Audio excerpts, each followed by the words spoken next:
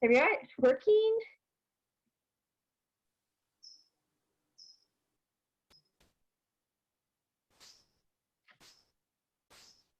Hello. Hello. Hi, how are you? Good, how are you? You look like you're having a nice afternoon. Is that white wine? White wine spritzer. Nice. Right out of the bottle. How are you? Nice. I'm good. It's really hot here in LA. It's like it got to like the high 90s. So Oh, wow. yeah. Hey, how are you? I'm Vanessa. Hi, how are you? Nice to meet you. Nice to meet you. Where are you? I'm in New Jersey. Oh, New Jersey. How is New Jersey? It's not too bad. I actually left the house for the first time in 2 weeks just to go pick up some groceries and get some blood work done. Good. And most everybody's having their mask on. You have a few out there that are just like, woohoo, I'm doing my thing. And you're just like, stay 12 feet away, you know? I know, right? I know. It's the same here. Most people, and they're pretty strict here. So I'm in California, in Los Angeles. But some people, you can't actually go into a store without a mask. They won't even serve you. But there's definitely people outside who aren't wearing them. But there's more people who are. So it's strange. Yeah. I feel like I'm in a zombie movie every time I go out, though. Went to the grocery. I know. Except their outfits are just not as cool as the movies. Right, exactly. Oh, goodness. It's such a strange time, isn't it? I went to the grocery store for my mother about a week ago, and tell you how many gloves and masks were on the ground. Oh, I know. I know. People are pigs. That is kind of the disturbing thing. There's so much waste with these disposable plastic, latex gloves, and I know it's. Yeah. I don't do the gloves. I just, constantly mutter to myself. So I'm sure I seem crazy. Don't touch your face. Don't touch your face. And then I have because before all of this started, I've always been like not a germaphobe, but I've always been like particular about that. So I have a stock of hand sanitizer. I have wet wand wipes. I have Purell wipes. Yes. I just have bunches of those around with me. So it's like, it's like, okay, my hands feel weird. Time to wipe them off. Yes. Put it in the garbage. No. I'm the same way too. I've even before the pandemic, I was pretty good about washing hands, and I have a daughter, and so ever since I had she's 19 now, but like when she was little, I was always had wipes in the car, and because you don't want them to get colds and whatnot. So so I was kind of used to that protocol myself. Yeah. It was like even when this all started, I already had Clorox wipes in my car before everything started. So now I'm going like, you all used to laugh at me. Yeah, right. I know, right? I know. I mean, it's a good way of preventing there's more than just the coronavirus bug. So, yeah. So what do you do? Are you able to work through this, or Yeah, I'm lucky enough that I'm facilities. I work with facilities. I'm a project manager, and I work for universities. So our work is considered essential, and so I'm able to do most of my stuff from home. And because I'm able to do it from home, it's like pretty much all I have to do is I call up my carpenter, my painter, and I'm like, okay, show me what's going on. And it's it's amazing what we can do now with all the technology we have. Think about even 10, 15 years ago. I mean, we wouldn't be doing this. No, I know. And I think a lot of people are realizing that they can work remotely. They can work from home. Hi. Hey, Mikey. Hey, Mikey. Hi. Oh, hi. I'm just taking it all in and touching my face.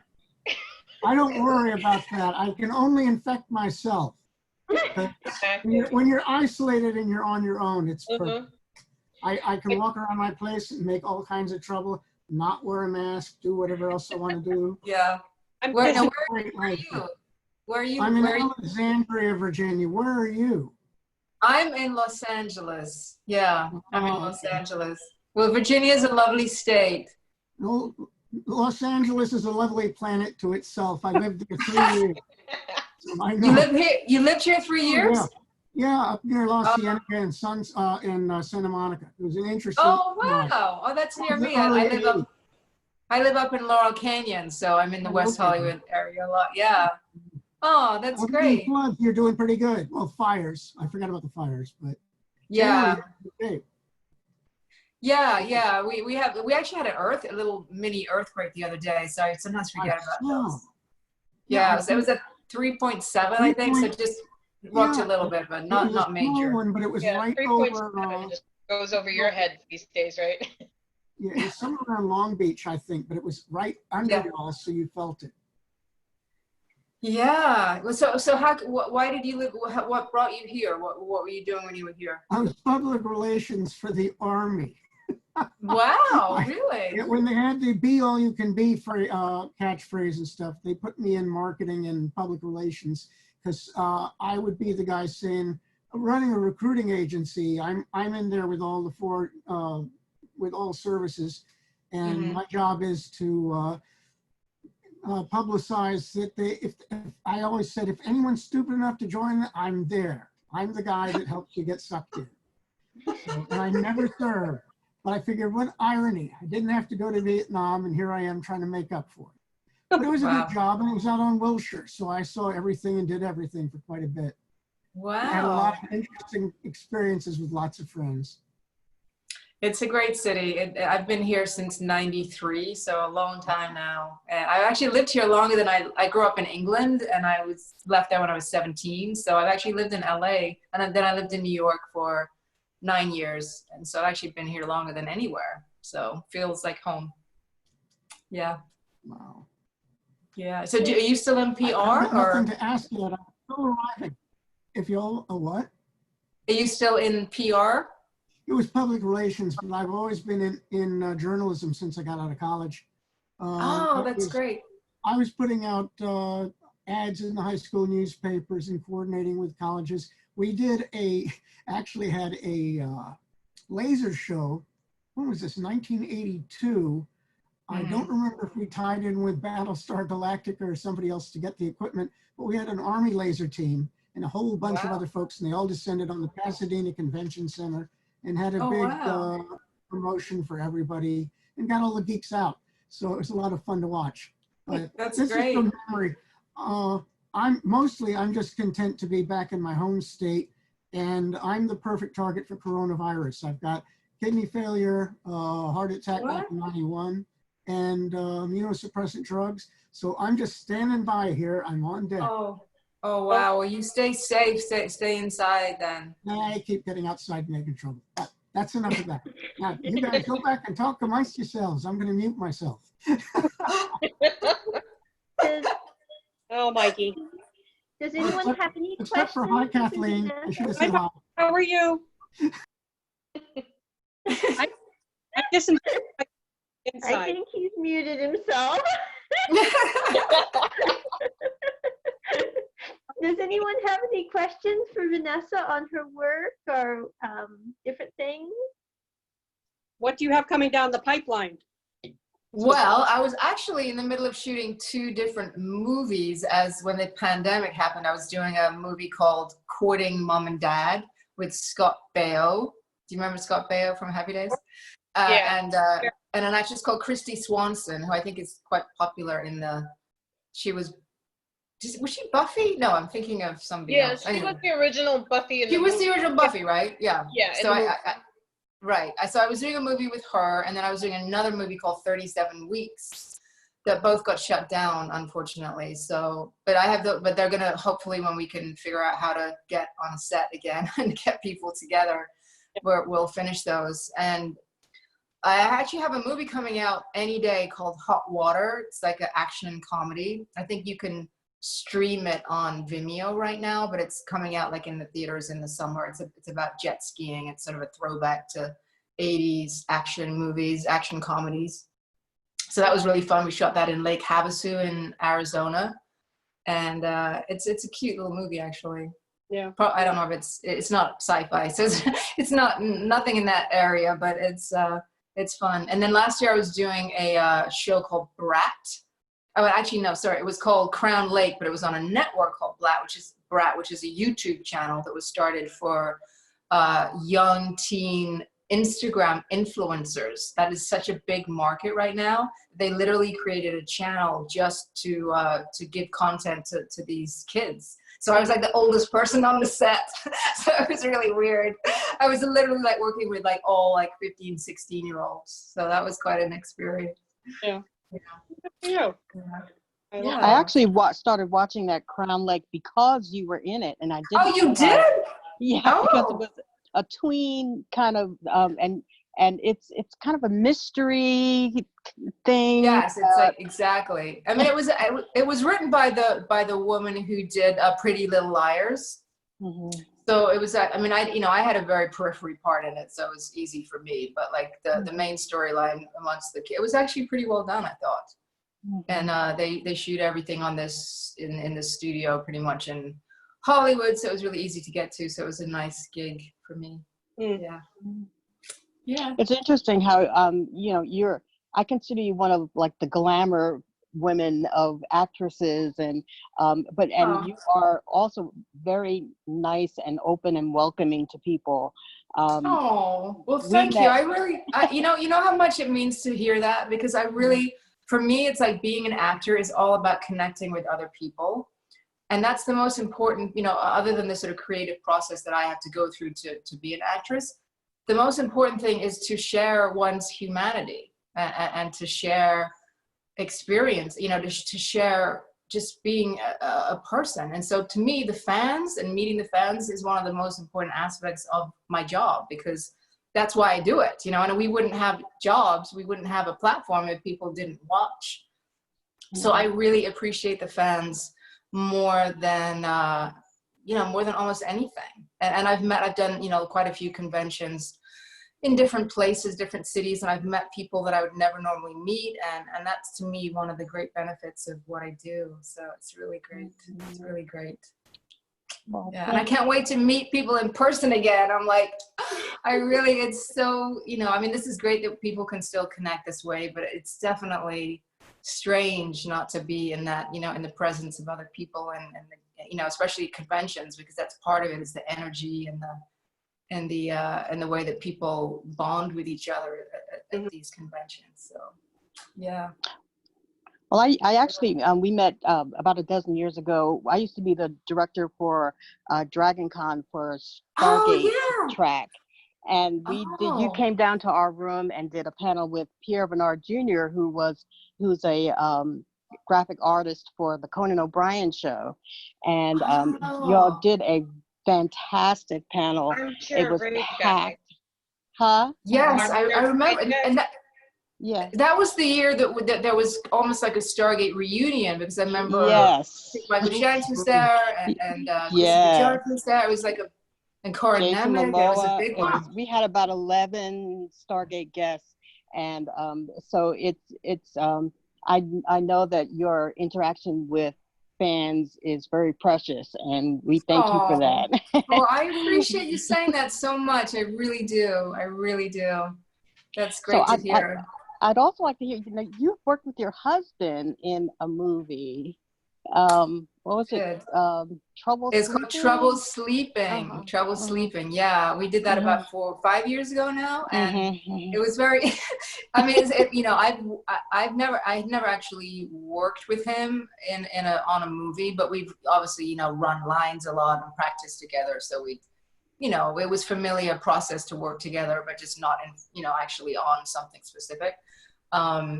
So yeah, it was very interesting when we played husband and wife, which was a stretch. But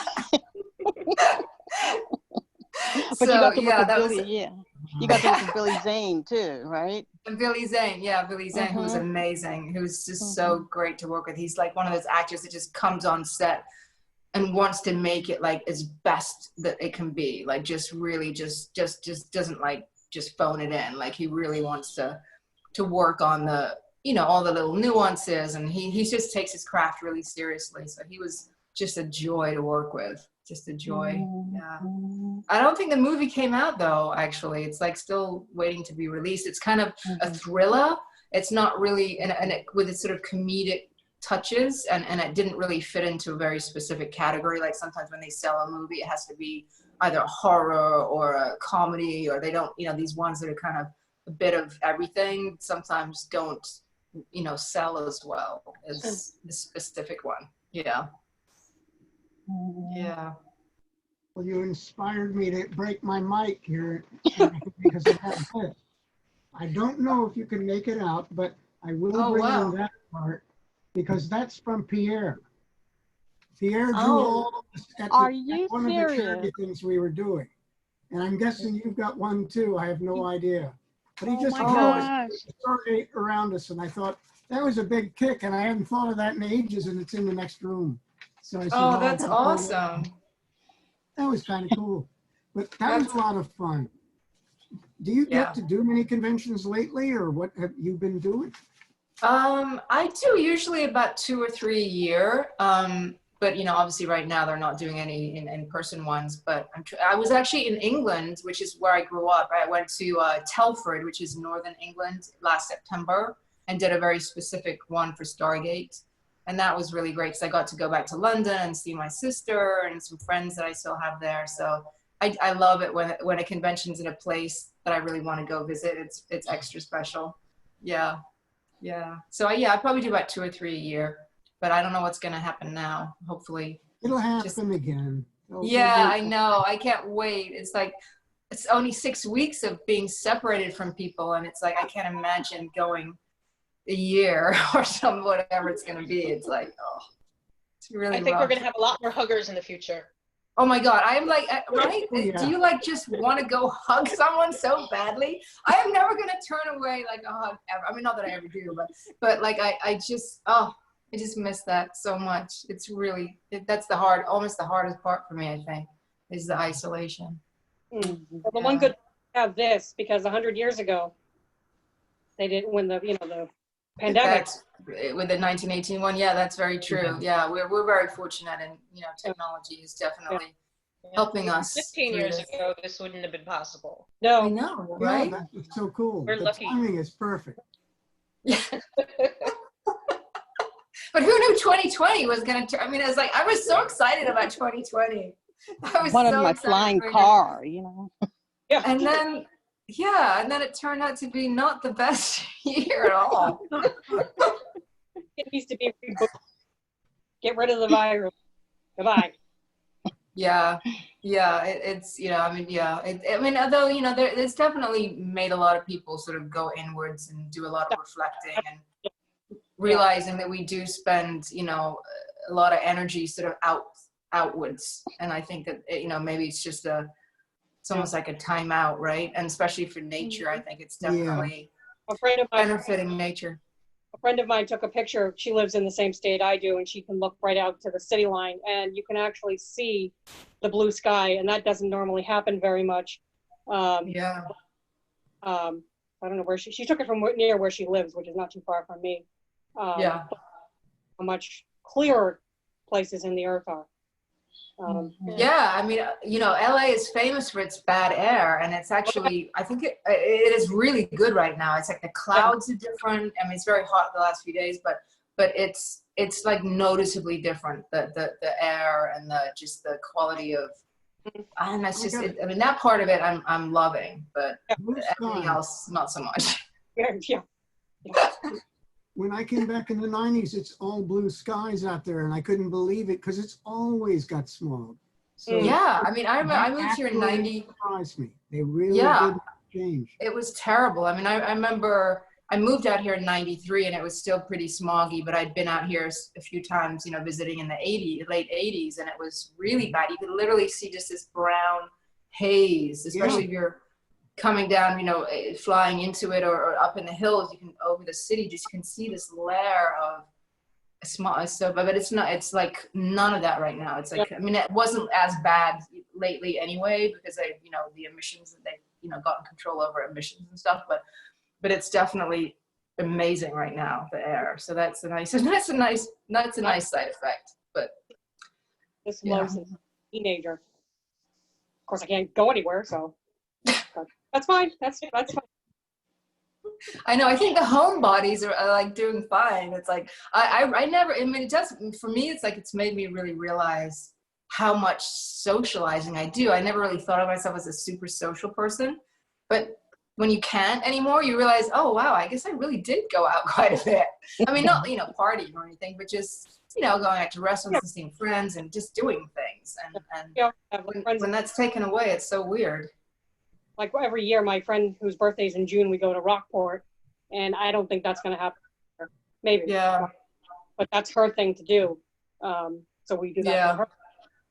Very strange. My mother just turned 89 last month, and I had to. Oh, wow. She didn't want to do anything for her birthday, and now this is after she's had a couple of accidents, and so I served knock out, and I got a cake, and it's not easy serving an angel food cake covered in frosting over a railing to most people who have walkers. Thank God she's up for, but you got to do something. Oh, wow. Is she okay now? Is she safe and healthy? She fell last year in New York and fractured her hip, and then the year before that, back from Vancouver, she went out to Vancouver for GateCon with me, although she didn't go to the convention. But the night we came back, 5 feet from her door, she fell and landed on the ground and smacked her head in the wall and ended up with a concussion. Oh no, I'm sorry to hear that. She's doing better, knock on wood. But yeah, and then in New York when she fell, she didn't have her cane, and I didn't know that. I was with her, and she had to have surgery down in New York. Oh, But wow. better. She's doing better. So where is she now? Is she? We live in the same building, so she's Great. one floor. I live in her old apartment. She lives one floor down. So. Oh, good. So you could have you been able to see her, obviously, right? Or you have to be really careful, obviously, with all. But I have to be careful. Most of the people in the building are well over in their 70s. I'm not really supposed to be here. 55 or older. But I have to be, so if I go out for groceries for all of them, I have to be careful when I come back that I don't bring anything back with me. So that's been a weird thing. Yeah.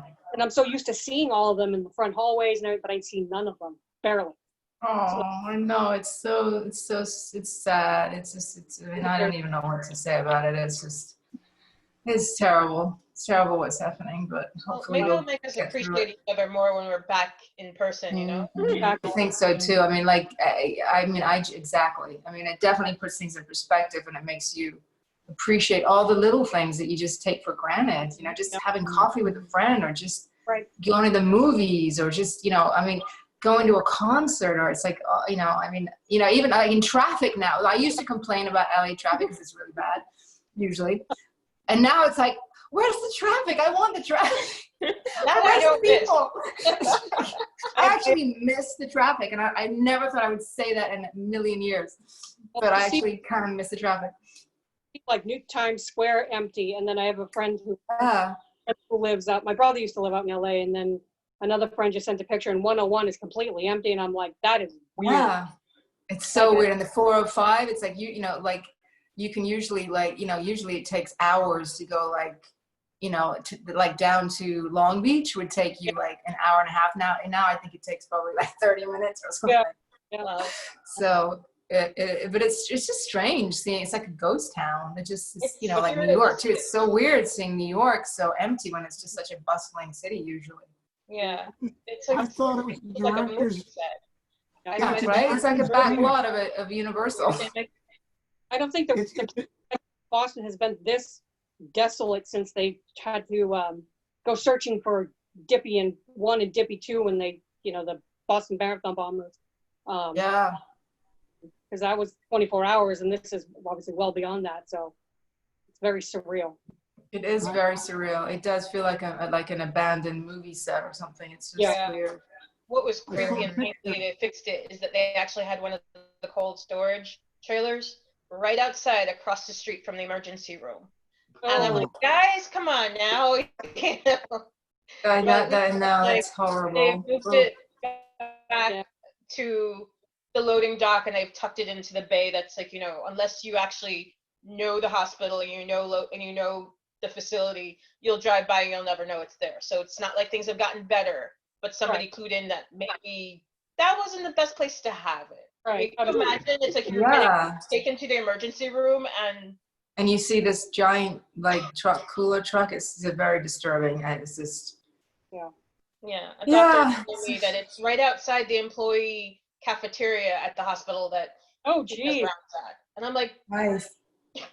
Like they don't have it's so sad. Oh. Yeah, it's very sad. It's hard to wrap your head Yeah, around it. it's like you see this stuff and it's like you're still just like trying to comprehend that it's for real, you know? It's like, Yeah, I know. Like so sometimes you wake up in the morning and you're like, and then you sort of think everything's normal, and then you realize, oh right, it's like this right now. And I get like really disappointed, like thinking, oh wow, it's like, are we ever gonna feel like normal again? It's just. To get myself through this every New Year's Eve, I go to a friend's house up in New Hampshire, and we always ask, "What's your word for the year, coming year?" Yeah, yeah. So obviously, this new, and for some reason, I thought hope. I have never seen Wow. it pop up so much in my life, so that's what I'm putting out to the world. Wow. Well, that's a good. We need hope right now. That's a good one. That's a very good. That's a very good thing to focus on. No idea any of this was going to happen. No, right? I mean, it's hard to really. It's hard to really like wrap your head around it. Actually, like Yeah. it's really. Yeah. The toilet paper thing, I still haven't been able to figure that one out. I know, right? And I still literally like I have been to our local grocery store probably 5 times in the last 6 weeks, and there not one time was there toilet paper. I actually It's like or paper towels. Yeah. It's bizarre. Why is everybody hoarding toilet paper? I don't get it. Started. I took that as a good sign. I saw, we're starting to bloom around here, and then they had toilet paper in the supermarket. Not lots of it, but a decent amount. So I'm like, okay, the flowers are blooming, and we have toilet paper again. Yay! It's the little things. I know. I've never appreciated toilet paper so much in my life. Hear that everyone at Halloween wants their house TP'd. Uh-huh. The way the hoarders are, that could be expensive. And guys, just so you know, we're going to have to end this chat here in a couple minutes. But we're going to be back live with Musetta Vander here in about half an hour. And then we're going to have Vanessa did an interview, which is on the website. And there are emailed links to everyone that has tickets. And it's also posted on the Facebook page. So you can click through to that. And thank you all for coming. Musetta, are there any final questions from Musetta here before we close this out? Well, I was looking behind you and I see there's a guitar back there. Yes, that is a 67 Martin, and this is a cool story. It was given to me by Richard Gere, who is a actor, and he was a friend of mine. He's a friend of mine since 1986. And so I was trying to learn the guitar when I was shooting that show Weird Science, and between like setups and stuff, I wanted to get a hobby. I mean, I play piano, but I never played guitar.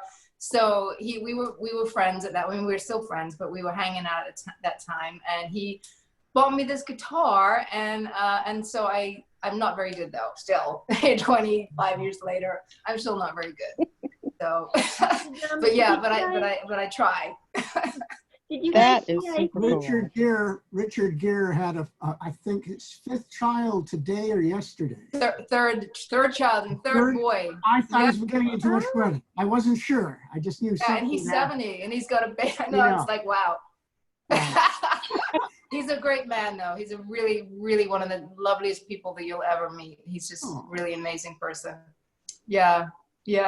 So that's the story behind the guitar. Well, thank you. Yeah. Thank you for sharing with us. Thank you. It was really lovely to chat with you all, and I'm wishing you health and safety and lots of love, and hopefully we'll meet again in person at some convention in the future.